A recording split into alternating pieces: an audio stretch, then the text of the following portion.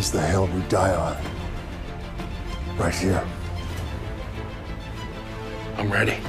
In Yellowstone Season 5, Episode 13, Heave the World Away, Rainwater and Mo had an apparently inappropriate chat that may hint at how the neo-Western will conclude what may be its final season. The main subject of Give the World Away was Beth's attempt to sell off the majority of the Dutton Ranch's animals in order to partially settle the ranch's mortgage. But it also features a dialogue between Mo and Rainwater that doesn't appear to be related to the rest of the narrative.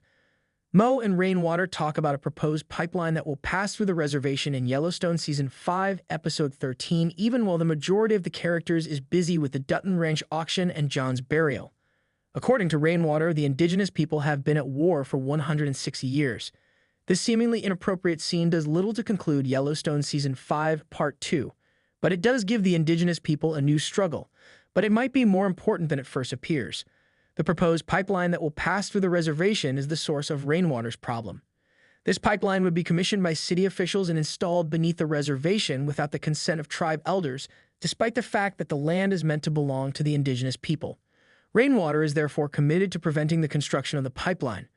In light of this, he informs Mo that the pipeline cannot be constructed if they do not have any pipe. The dispute over the ranch is comparable to this one. Before John Dutton passed away, he and Beth were collaborating to prevent developers from purchasing the majority of the Dutton property in order to construct a ski resort and constructing an airport adjacent to the ranch.